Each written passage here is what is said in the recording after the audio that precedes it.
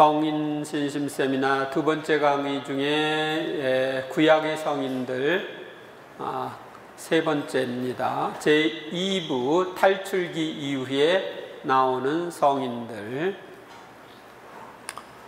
먼저 집회서 45장 2절 함께 읽겠습니다. 주님께서는 모세를 성인들의 영광에 걸맞게 하셨고 그를 위대한 이로 만드셔서 원수들이 그를 두려워하게 하셨다. 제2부에서는 탈출기 이후에 나오는 성인들 중에 모세, 여호수아, 사무엘, 다윗, 솔로몬에 대해서 살펴보겠습니다. 모세는 구약의 가장 중요한 성인으로 축일은 9월 4일이고 모세의 시종이며 후계자인 여호수아 축일은 9월 1일입니다. 사무엘의 축일은 8월 20일이고 다윗의 축일은 12월 29일이며 솔로몬의 축일은 7월 20일입니다. 이제 모세에 대한 것인데 성경 말씀 집회서 45장 3절 함께 읽겠습니다. 주님께서는 모세의 말이 떨어지자 표징을 일으키셨고 임금들 앞에서 그를 영광스럽게 하셨다. 그분께서는 모세에게 당신 백성을 위한 계명을 주셨고 당신 영광의 일부를 그에게 나타내 보이셨다. 모세의 말이 떨어지자 표징이 일으켜졌다. 10가지 재앙이 이집트에서 있었죠? 네.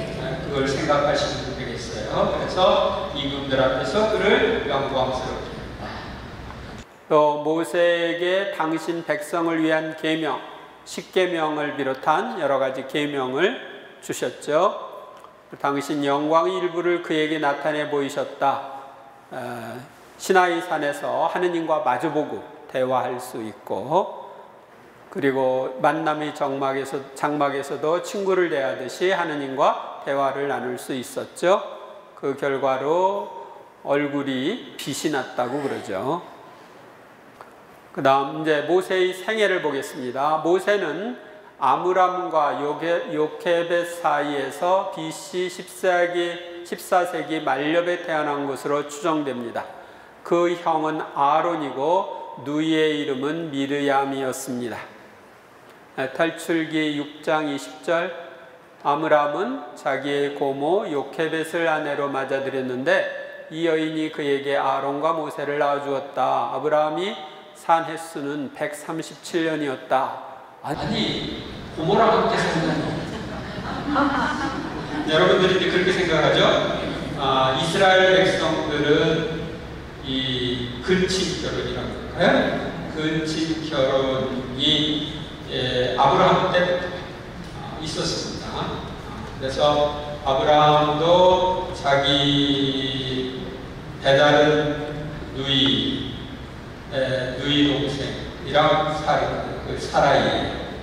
그래서 그 종족이 이렇게 흩어지지 않고 보존되기 위해서 같은 종족끼리 이렇게 살았다. 그래서 또 아브라함 이후 계속 이스라엘 백성들은 자기들의 종족 유지를 위해서 이렇게 했다는 걸 기억하시면 되겠습니다. 아브라함이 산 횟수는 137년이다. 그래서 아버지는 137세까지 살았다. 탈출기 15장 20절 예언자이며 아론의 누이인 미르얌이 손뼉을 들자 여자들은 모두 그 뒤를 따라 손뼉을 들고 춤을 추었다. 이것은 그 이집트의 노예살이에서 홍해의 기적으로 해서 결정적으로 해방된 다음 해방의 기쁨을 나누는 내용입니다. 그때 춤을 추고 했던 내용입니다. 모세는 히브리인들에게서 태어나는 아들은 모두 강에 던지라는 파라오의 명령에도 기적적으로 구출되어 이집트 왕국에서 공주의 아들로 40년 동안 성장했습니다. 탈출기 2장 1절 이하에 보면 거기에 대한 얘기가 나옵니다. 레위 집안의 어떤 남자가 레위의 딸을 아내로 맞이하였다.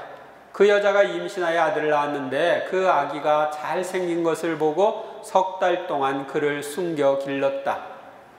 그러나 더 숨겨둘 수가 없게 되자 왕골 상자를 가져다 역청과 송진을 바르고 그 안에 아기를 뉘어 강가 갈대 사이에 놓아두었다. 그리고 아기의 누이가 멀찍이 서서 아기가 어떻게 되는지 지켜보고 있었다.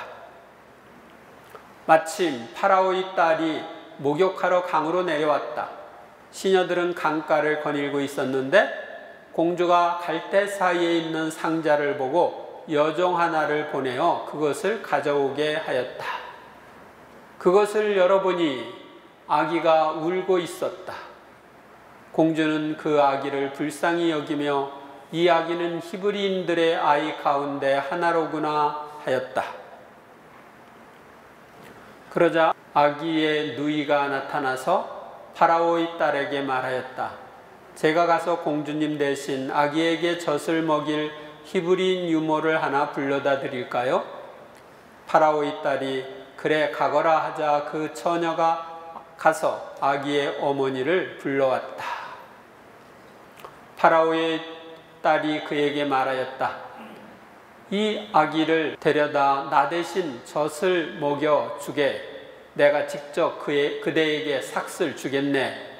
그리하여 그 여인은 아기를 데려다 젖을 먹였다. 아이가 자라자 그 여인은 아이를 파라오의 딸에게 데려갔다. 공주는 그 아이를 아들로 삼고 내가 그를 물에서 건져냈다 하면서 그 이름을 모세라 하였다. 물에서 건져낸 사람.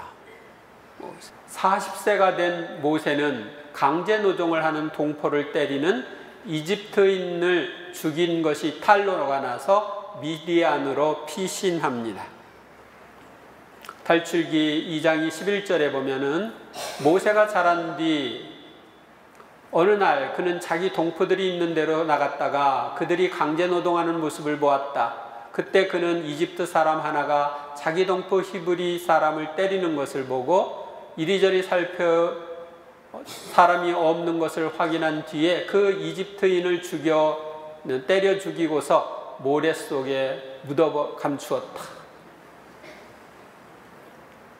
그가 이튿날 다시 나가보니 히브리인 사람 둘이 싸우고 있었다.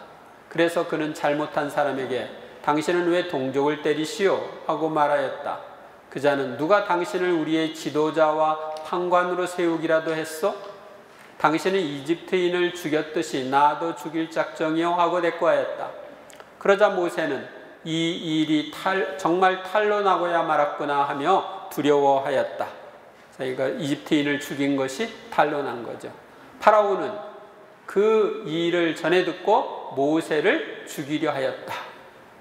그래서 모세는 파라오를 피하여 도망쳐서 미디안 땅에 자리 잡기로 하고 어떤 우물가에 앉았다. 네.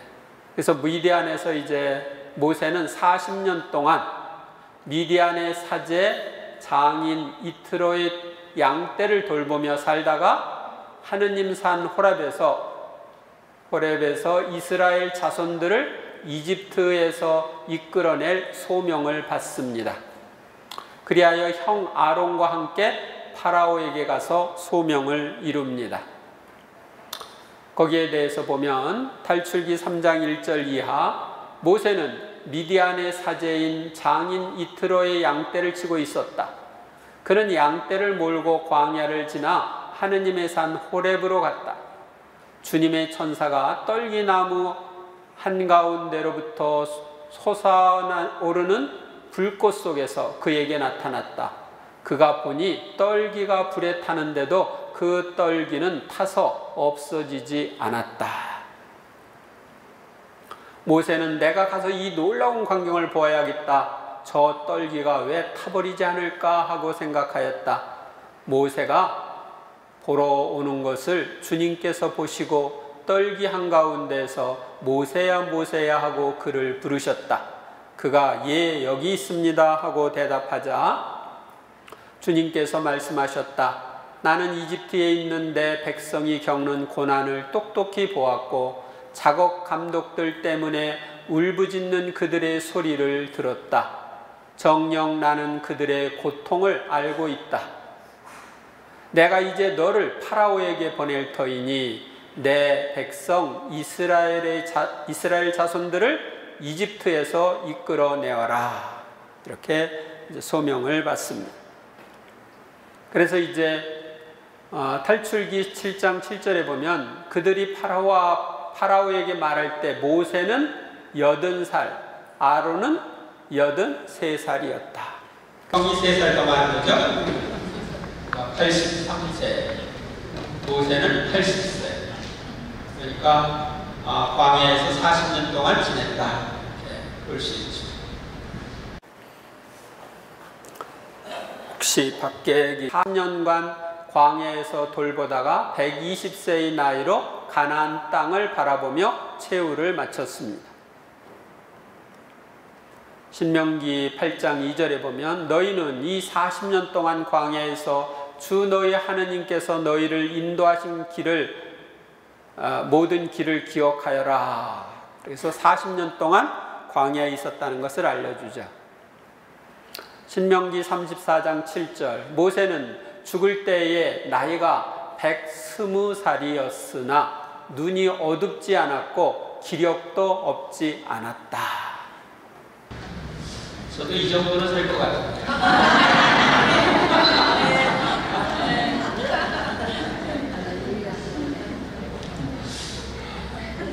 120살에 눈이 어둡지 않았고 기력도 없지 않았다. 기력도 왕성했다. 모세의 신앙, 하느님의 사람, 하느님의 종, 주님의 종이라고 불렸습니다.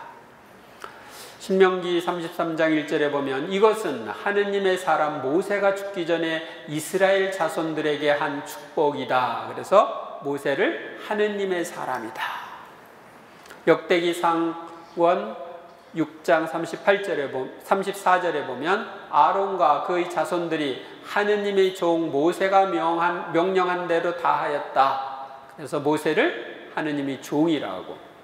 신명기 34장 5절에 보면 주님의 종 모세는 주님의 말씀대로 그곳 모압 땅에서 죽었다. 그래서 하느님의 사람, 주님의 종, 하느님의 종 다 모세를 가리키는 말입니다. 모세는 가장 겸손한 사람이었습니다. 민수기 12장 3절 함께 읽겠습니다. 그런데 모세라는 사람은 매우 겸손하였다. 땅 위에 사는 어떤 사람보다도 겸손하였다. 아셨습니까? 네. 이렇게 가장 겸손했기 때문에 가장 많은 은총을 받은 거예요. 그러니까 여러분들이 하느님의 은총을 받는 건 겸손에 비례합니다. 아셨어요? 네. 인류 역사상 가장 겸손한 분이 예수님이고 그 다음 겸손한 분이 성모님이에요. 그리고 구약시대에 가장 겸손한 사람이 모세 같아요. 그러니까 많은 은총을 받았죠. 교만은 악의 뿌리이고 하느님의 은총을 받을 수 없게 만듭니다. 모세는 기도하는 사람이었습니다. 탈출기 8장 26절에 보면 모세는 파라오에게서 물러나와 주님께 기도하였다. 또 10장 18절에도 모세가 파라오에게서 물러나 주님께 기도하였다. 또 탈출기 32장 12절 보면 타오르는 진노를 푸시고 당신 백성에게 내리시려던 재앙을 거두어 주십시오. 그러자 주님께서는 당신 백성에게 내리겠다고 하신 재앙을 거두셨다. 그래서 백성을 위해서도 기도해서 재앙을 거두게 하는 모습을 볼 수 있고요.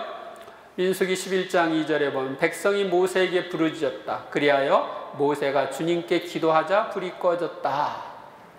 백성이 불평불만을 해가지고 진지 바깥에 불이 났는데 이제 불평불만하면서 잘못했던 것을 뉘우치고 불이 꺼지게 해달라고 청해서 모세가 기도하니까 불이 꺼진 거예요. 그러니까 모세의 기도에 하느님은 언제나 응답하셨다 하는 걸 알려주죠. 신명기 34장 10절. 이스라엘에는 모세와 같은 예언자가 다시 일어나지 않았다. 그는 주님께서 얼굴을 마주보고 사귀시던 사람이다. 그만큼 주님이랑 친하게 지냈다 하는 것을 알 수 있죠. 그 다음에 모세는 순종하는 사람이었습니다. 탈출기 17장 10절에 보면 모세와 아론은 파라오에게 가서 주님께서 명령하신 대로 하였다. 탈출기 40장 16절은 모세는 주님께서 명령하신 대로 다 하였다. 또 민수기 27장 22절에도 모세는 주님께서 명령하신 대로 하였다. 이 주님께서 명령하신 대로 하였다는 이 내용이 수십 번 나옵니다. 그래서 이 모세가 순종하는 사람이었다 하는 것을 알려줍니다. 그러면 모세는 어떤 역할을 했느냐? 지도자로서의 역할을 먼저 했습니다. 모세는 하느님께서 뽑아 세우신 이스라엘의 국가적인 지도자였습니다. 그가 지도자로서 수행한 첫 번째 사명은 이스라엘 백성을 이집트의 억압으로부터 해방시키는 것이었습니다. 모세는 이스라엘 백성을 끝까지 붙잡아 두려 했던 파라오에 맞서 싸워야만 했을 뿐만 아니라 이스라엘 백성이 홍해를 건너야만 했을 때에도 하느님께 온전한 신뢰를 두고 강력한 지도력을 발휘했습니다. 모세가 보여준 이러한 지도자로서의 모습은 이스라엘 백성을 이끌고 광야에서 유랑 생활을 할 때에도 변함없었습니다. 어떤 상황에서도 절대적으로 하느님께 신뢰했고 그분의 백성을 위해 헌신적으로 봉사했던 모세는 이스라엘의 미래 지도자들의 표본으로 그려지고 있습니다. 그 다음에 두 번째로 모세의 역할은 율법의 전달자였습니다. 율법의 전달자로서 모세의 역할은 그 어떤 것보다 중요한 것이었습니다. 모세와 율법의 연관성은 하느님께서 당신 백성 이스라엘을 이집트에서 해방시켜 주시고 그들과 계약을 맺으실 때 모세가 행한 역할에서 시작되었습니다. 중재자 역할에서 시작된 거예요. 모세는 이스라엘 백성과 함께 광야를 횡단하던 어느 날 시나이 산에 올라가 하느님께로부터 하느님과 이스라엘 백성이 맺게 될 계약에 관한 규정을 전해받아 백성에게 전해주었습니다. 모세는 시나이 산에서의 계약 의식을 통해 이스라엘이라 불리는 종교적인 공동체의 기초를 놓았습니다. 그리고 하느님과 맺은 계약의 율법을 해석하는 사람으로서 공동체의 종교적 국가적 전통의 체계를 세웠습니다. 이스라엘의 율법 안에는 십계명을 비롯하여 계약 법전의 다양한 법률들과 전례의식에 관한 규정과 신명기적 법전 그리고 구술법 등이 담겨 있었습니다. 구술법은 입에서 입으로 전해오는 법을 가리킵니다. 하느님께서 시나이 산에서 이스라엘 백성과 계약을 맺으시며 모세를 통해 내려주신 율법은 이스라엘 백성에게 이집트의 노예살이에서 이 종살이에서 해방시켜 주신 하느님 앞에서 어떻게 응답해야 하는지를 가르쳐 주는 것이었고 새로운 세대에게는 새로운 생활 환경 안에서 어떻게 모세의 가르침을 따라 살아야 할 것인가를 알려주는 것이었습니다. 모세는 예언자로서의 역할을 했습니다. 모세는 또한 예언자였습니다. 그는 하느님의 뜻과 계명과 본질을 선포하고 가르친 사람으로서 후에 하느님께서 일으켜 세우실 모세와 같은 예언자, 곧 그리스도께서 오실 때까지 모든 참된 예언자들의 원형으로 여겨져 왔습니다. 모든 예언자들의 모습이 모세다.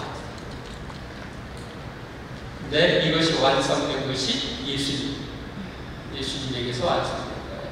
이스라엘의 예언자들이란 하느님과 맺은 계약을 백성에게 끊임없이 상기시켜 주던 사람들이었습니다.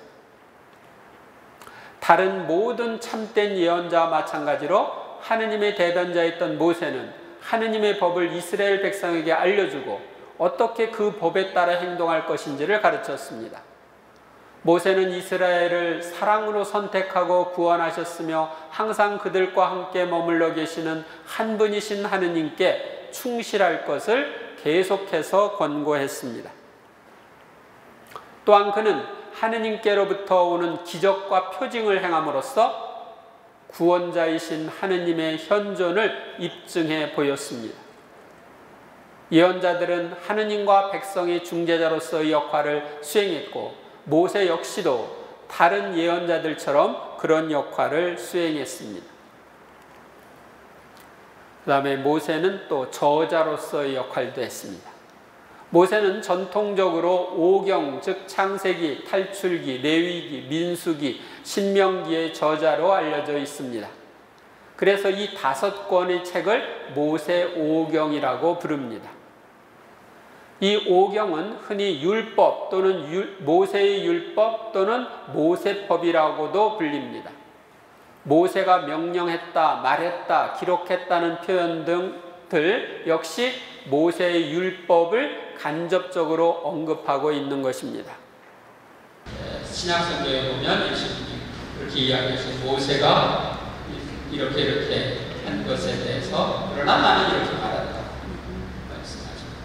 한편 모세는 야훼 신앙의 창시자라고 할 수 있습니다. 모세의 선조들은 야훼를 그 이름으로 예배하지 못했고 모세가 전해준 것과 같은 모습으로 하느님을 인식하지 못했습니다. 모세는 이스라엘 백성에게 야훼 하느님을 그들의 행동 양식을 규정해 주시는 분으로 알려주었습니다. 하느님이 이렇게 살라는 율법을 주셨죠. 모세에게 야훼라고 하는 이름을 계시하셨죠. 모세는 또 야훼 하느님께서 역사의 주님이시고 자연의 주님이시라는 것을 알려주었습니다. 그에 따르면 야훼 하느님께서는 당신 백성과 함께 하시면서 그들의 역사를 주관하시고 자연의 힘을 이용하여 당신의 뜻을 깨우쳐 주시는 분이십니다. 그래서 인류 역사에 개입하시는 하느님, 당신 백성의 역사에 개입하시는 하느님, 자연을 움직이시는 하느님, 그분이 야훼 하느님이라는 것을 보여줍니다. 4. 모세의 실수. 모세가 아니었다면 구약의 세계는 존재할 수 없었을 것입니다. 그런 모세였지만 백성에 대한 분노의 결과 가나안 땅에 들어가지 못하기도 하였습니다.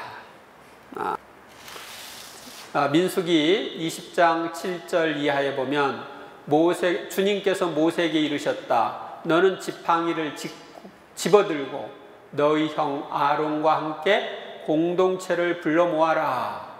그런 다음에 그들이 보는 앞에서 저 바위더러 물을 내라고 명령하여라.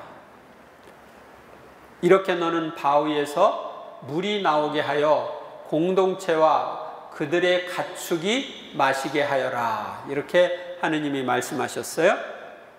바위들어 물을 내라고 명령하라고. 그런데 모세가 어떻게 했나? 모세는 주님께서 명령하신 대로 주님 앞에 있는 지팡이를 집어들었다.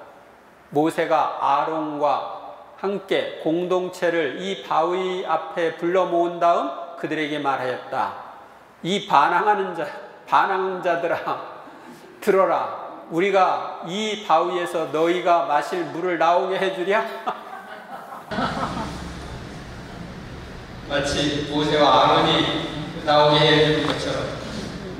그리고 나서 모세가 손을 들어 지팡이로 그 바위를 2번 치자 많은 물이 터져 나왔다. 공동체와 그들의 가축이 물을 마셨다. 바위가 물을 냈어요. 바위가 갈라지면서. 주님께서 모세와 아론에게 말씀하셨다. 너희는 나를 믿지 않아 이스라엘 자손들이 보는 앞에서 나의 거룩함을 드러내지 않았다.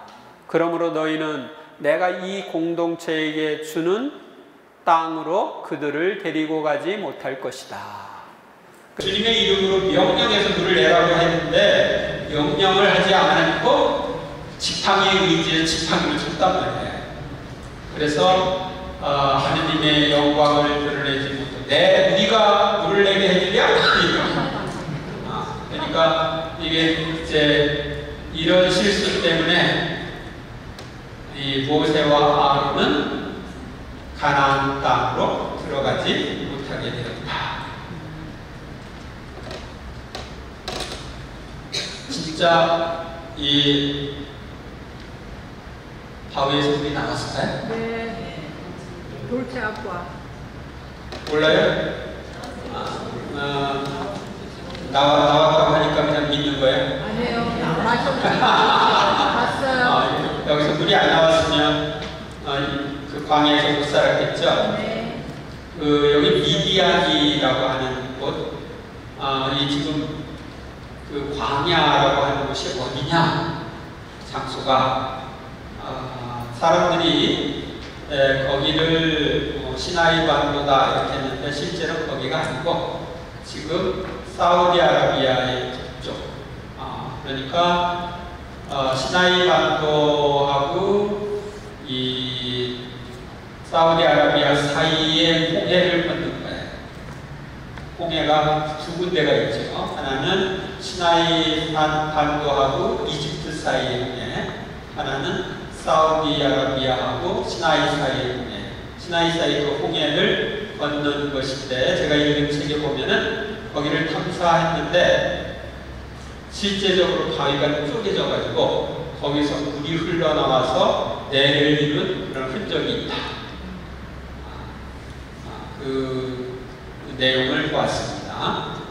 그래서 이것은 실제적으로 있었던 일이다. 그 다음에 이제 신약 성경에 나오는 모세. 신약 성경에는 모세라는 말이 나오는 구절이 85회나 나올 정도로 구약의 인물 중에 가장 많이 언급되었습니다. 모세라는 이름은 주로 율법과 관련되어 언급되었습니다. 그는 예수님을 제외하고 신약 성경 안에서 중개자라고 불리는 유일한 인물입니다. 사도행전 7장 38절에 보면 이 사람은 광야의 집회 때 시나이 산에서 자기에게 말하는 천사와 우리 조상들 사이에 중개자가 되어 살아있는 말씀을 받아 우리에게 전해 주었습니다. 이 사람 바로 모세를 가리키는 거죠. 그래서 이 시나이 산도 그 시나이 반도에 있는 산이 아니라 지금 그 사우디아라비아의 북쪽에 있는 산을 가리킨다고 합니다. 근데 지금 거기 못 가요.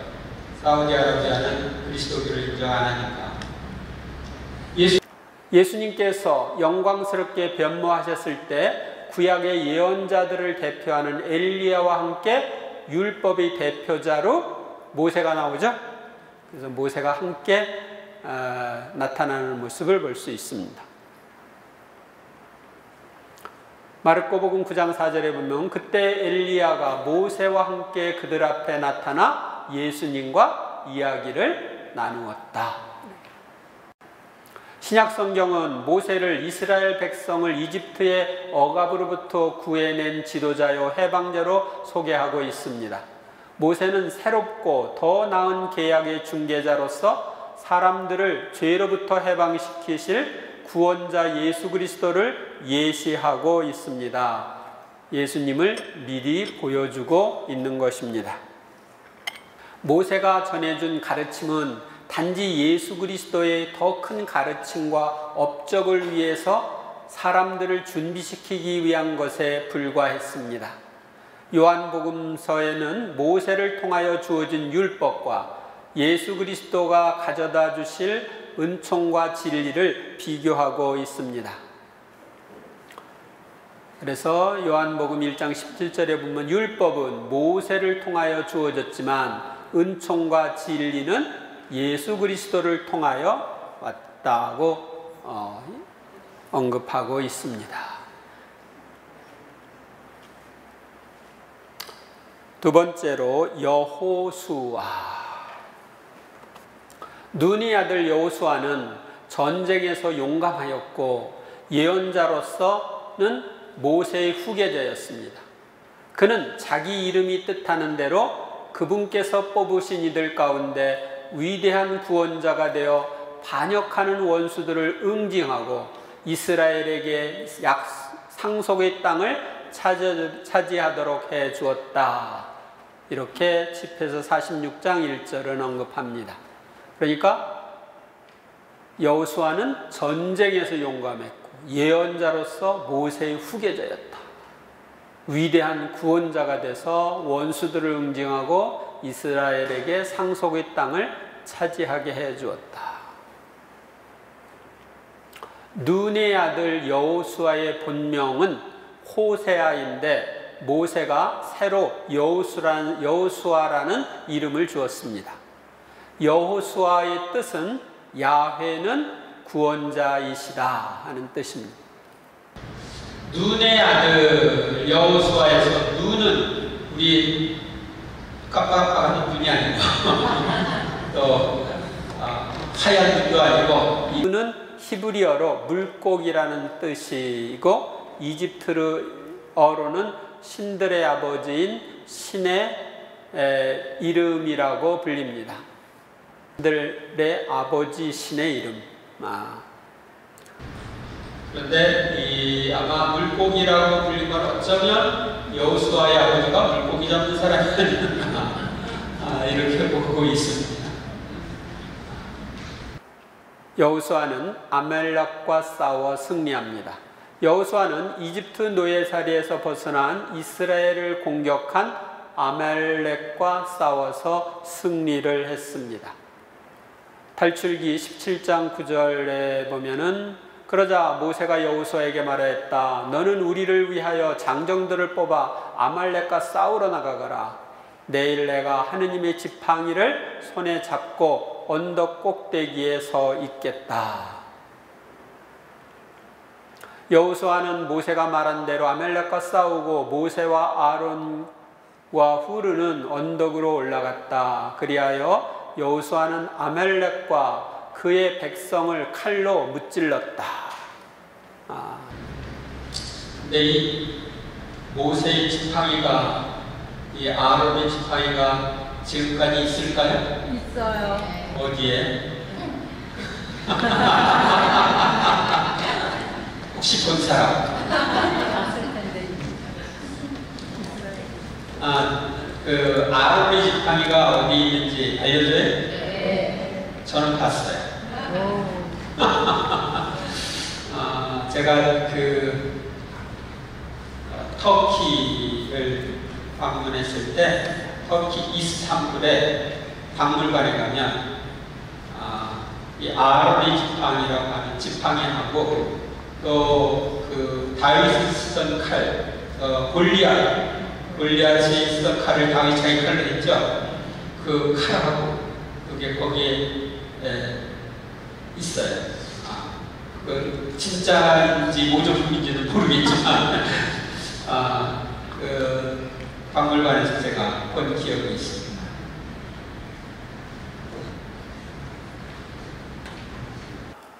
모세의 시종 여호수아. 여호수아는 모세의 시종으로 모세가 율법을 받으러 하느님의 산으로 올라갈 때도 함께 올라갔으며 성막을 떠나지 않고 지킨 사람입니다.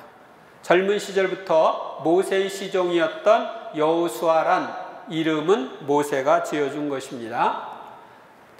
거기에 대한 성경 구절을 보면 탈출기 24장 13절 모세는 일어나 자기 시종 여호수아를 데리고 하느님의 산으로 올라가면서, 그러니까 십계판을 받으러 갈 때 같이 올라간 거죠. 탈출기 33장 11절에 보면 주님께서는 마치 사람이 자기 친구에게 말하듯 모세와 얼굴을 마주하여 말씀하시곤 하였다. 모세가 진영으로 돌아온 뒤에도 그의 젊은 시종 눈의 아들 여호수아는 천막안을 떠나지 않았다.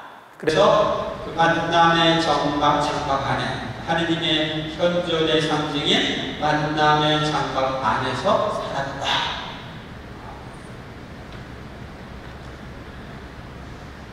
성막을 지키는 역할을 했다 하는 걸 볼 수 있죠. 민수기 11장 28절 그러자 젊을 때부터 모세의 시종으로 일해온 눈의 아들 여호수아가 말하였다. 그러니까 젊을 때부터 모세의 시종 역할을 여호수아가 했다. 민수기 13장 16절 모세는 눈의 아들 호세아에게 여호수아라는 이름을 주었다. 그 다음 가나안 정탐에 대한 대긍정적으로 보고한 여호수아. 가나안 땅을 정탐하러 갔던 10명은 쳐 올라갈 수 없다고 부정적으로 말하여 백성이 밤새도록 통곡하고 이집트로 돌아가자고 하였지만 하느님을 믿는 여호수아와 칼렙은 긍정적으로 말합니다. 그래서 가나안 땅을 차지하였습니다. 민수기 14장 6절 이하에 보면 그러자 그 땅을 정찰하고 돌아온 이들 가운데 눈의 아들 여호수아와 여푼네의 아들 칼렙이 자기 옷을 찢고 나서 이스라엘의 자손들의 온 공동체에게 말하였다. 우리가 가로지르며 정찰한 저 땅은 정말 무척이나 좋은 땅입니다. 우리가 주님 마음에 들기만 하면 그분께서는 우리를 저 땅으로 데려가셔서 그곳을 우리에게 주실 것입니다. 그곳은 젖과 꿀이 흐르는 땅입니다. 다만 여러분은 주님을 거역하지만 마십시오. 그리고 여러분은 저 땅의 백성을 두려워하지 마십시오. 그들은 이제 우리의 밥입니다. 그들을 덮어주던 그늘은 이미 거쳐버렸습니다. 주님께서 우리와 함께 계십니다. 그들을 두려워하지 마십시오. 이렇게 긍정적으로 얘기했는데 그 말을 듣고 백성들이 이 두 사람을 돌로 치려고 했어요. 그때 이제 하느님께서 나타나셔서 그렇게 들판불만하고 돌로 치려고 하고 이집트로 돌아가려고 했던 사람들, 나이가 20살이 넘은 사람들은 자기가 한 말에 책임을 져야 돼요. 그래서 20세가 넘는 사람들은 다 죽어서 땅에 묻힐 때까지 이 40일 동안 정찰했던 것을 생각해서 40년 동안 광야에 있어야 됩니다. 그래서 40년 동안 광야 생활을 하게 된 것입니다.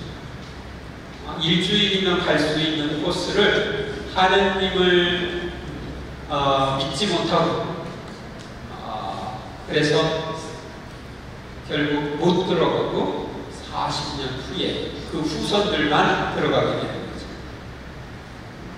그 하느님께서 말씀하십니다. 그래서 그렇게 그 사람들은 죽고 여푼네의 아들 칼렙과 눈의 아들 여호수아만 빼고 내가 너희에게 주어 살게 하겠다고 손을 들어 맹세한 그 땅으로 들어가지 못할 것이다. 그 땅을 정찰하러 갔던 사람들 가운데 눈의 아들 여호수아와 여푼네의 아들 칼렙만이 살아남았다.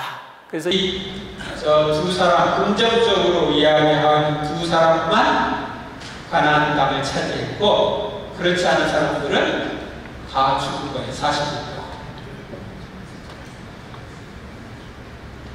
그러니까 20세에 있던 사람은 60세가 돼서야 들어간 거고 그 후에 있는 사람들은 다 죽은 거죠. 모세의 후계자가 된 여호수아. 여호수아는 모세의 후계자로 선정되어 훈련을 받고 모세의 안수를 받아 지혜의 영으로 가득 찼습니다. 그는 하느님의 영을 지닌 사람이었습니다. 신명기 1장 38절에 보면 너의 시중을 드는 눈의 아들 여호수아가 그곳으로 들어갈 것이다. 그가 바로 이스라엘에게 그 땅을 차지하게 해줄 사람이니 너는 그에게 용기를 북돋아 주어라 하고 하느님께서 모세에게 이야기하십니다. 여호수아가 이스라엘 백성에게 이 가나안 땅을 차지하게 해줄 사람이다. 신명기 31장 23절 주님께서 눈의 아들 여호수아에게 명령하셨다. 힘과 용기를 내어라. 내가 이스라엘 자손들에게 주겠다고 맹세한 땅으로 그들을 데리고 들어갈 사람은 바로 너다. 내가 너와 함께 있겠다. 하느님께서 함께 있으면 두려울 게 없죠. 민수기 27장 18절 주님께서 모세에게 대답하셨다. 눈의 아들 여호수아를 데려오너라. 그는 영을 지닌 사람이다. 그에게 내 손을 얹어라. 여기 영을 지녔다는 것은 하느님의 영, 성령을 지닌 사람이다 이런 뜻이죠. 모세가 눈의 아들 여호수아에게 안수하였으므로 여호수아는 지혜의 영으로 가득 찼다. 이스라엘 자손들은 그의 말을 들으며 주님께서 모세에게 명령하신 대로 실천하였다. 그러니까 이제 모세가 떠난 다음에는 여호수아의 말을 듣고 주님께서 모세에게 명령한 말씀들을 실천하는 거죠. 5. 가나안 땅을 정복하고 나누어준 여호수아. 모세의 후계자가 된 여호수아는 하느님의 말씀대로 하여 백성들이 요르단 강을 마른 땅처럼 건너게 하고 예리코 성을 정복하게 하였습니다. 그리고 수많은 전쟁으로 가나안 땅을 정복하여 지파별로 나누어주고 110세에 세상을 떠났습니다. 여호수아기 1장 1절 주님의 종 모세가 죽은 뒤 주님께서 모세의 시종인 눈의 아들 여호수아에게 말씀하셨다. 지금까지는 모세에게만 이야기했는데 이제 여호수아에게 말씀을 해주십니다. 계시를 하시는 거죠.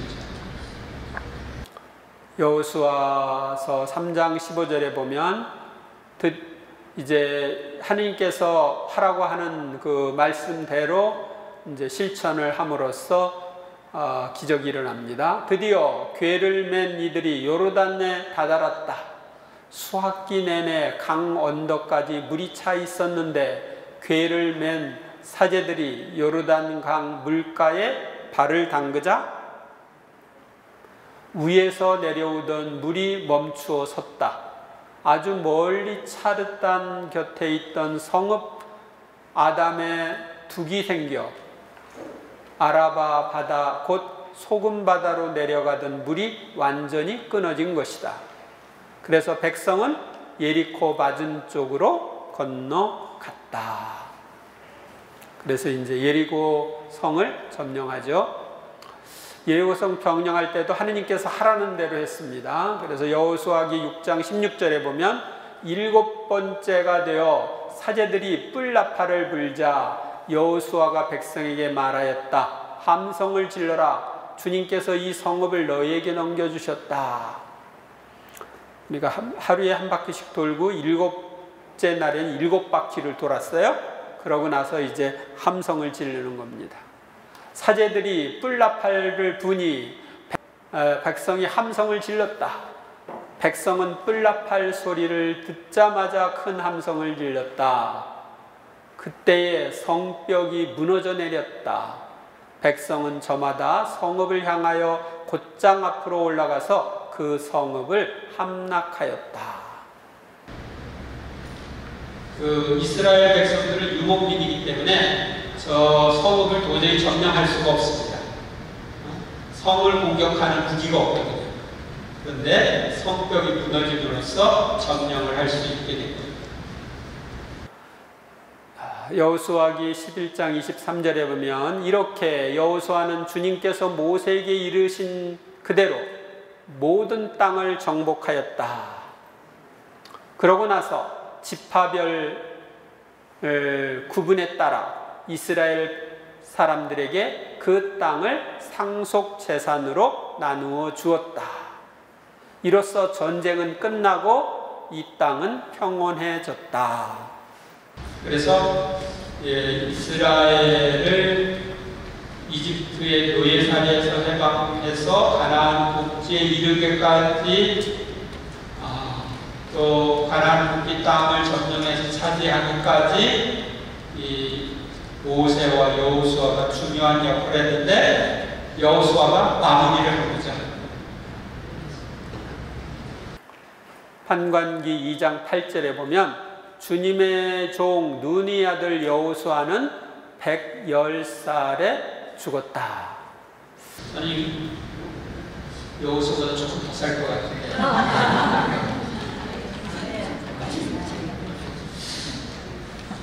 믿거나 말거나. 네. 이상으로 지금 모세와 여호수아에 대한 이야기를 했는데 더 할까요? 그만할까요?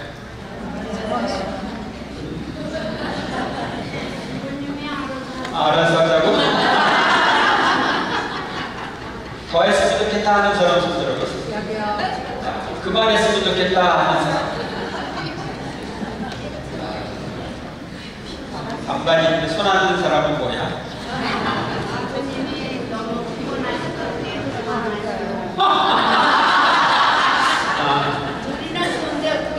저는 피곤을 모르는 사람이라고 말하면 안 되겠지? 혹시 모세와 여호수아와 관련되어서 질문할 것이 있으면 하세요. 모세와 여호수아에 대해서 알아보고 싶은데 질문할 것.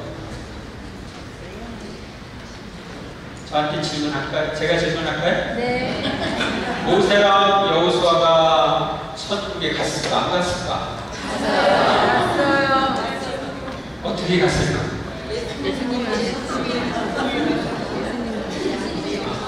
우리는 모세나 여호수아가 천국에 갔다는 걸 확실히 알죠. 네. 왜냐하면 구약의 위대한 인물들은 연옥에서의 정화를 거치고 천국 문은 닫혀서 천국에 못 갔지만 고성소에 기다리고 있다가 예수님 부활 승천하실 때 함께 천국에 갔다 하는 것을 우리는 아는데 개신교 신자들은 말을 못해. 왜? 그 사람들은 예수 믿지 않으면 천국 못 간다 그러거든. 그런데 모세나 여호수아가 예수 믿었냐? 그러면 그 사람들은 말할 수가 없죠. 그러면 예수님을 그 사람들이 몰랐는데 어떻게 믿었냐? 그렇게 나올 테니까 말을 못하죠. 그러니까 그 사람들은 신앙이 아주 약하고 단순하게. 그래서 모세와 여호수아는 예수님을 명시적으로 몰랐다 하더라도 하느님의 말씀에 따라서 살았고 하느님의 뜻을 이루는 사람들이었죠. 그래서 그들은 구원의 길로 간 거예요.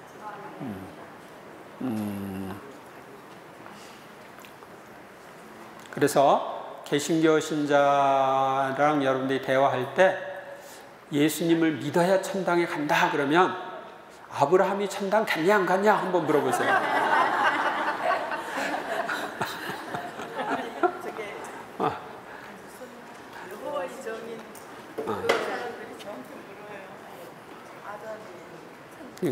그러니까 이제 그 사람들은 잘 몰라가지고서 그러기 때문에 여러분들이 아담은 구약의 인물 중에 최고의 인물이에요. 그러니까 구약의 성인들 중에 가장 위대한 성인이 아담이에요. 그건 이제 제가 첫 번째 강의하고 두 번째 강의 때 아담에 대한 강의했었죠. 그 아담에 대한 강의했을 때 거기에 나오죠. 아담은 우리 인류의 조상으로서, 인류의 원조로서 가장 위대한 인물이다.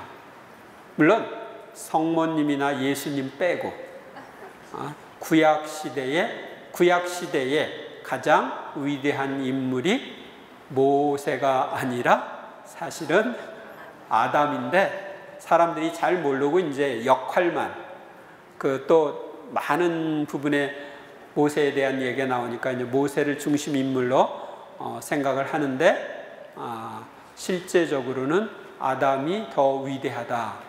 그는 범죄하기 이전까지 위대했어요. 그러니까 하느님의 뜻을 소유하고 하느님 뜻 안에서 살았기 때문에 위대한 인물이었는데, 구약의 다른 인물들은 하느님의 뜻을 소유한 적이 없거든. 하느님 뜻 안에 산 적이 없거든요. 그래서 그들보다 모세가 더 위대한 거예요. 모세가 아니라 아담이 더 위대한. 이 입이 이게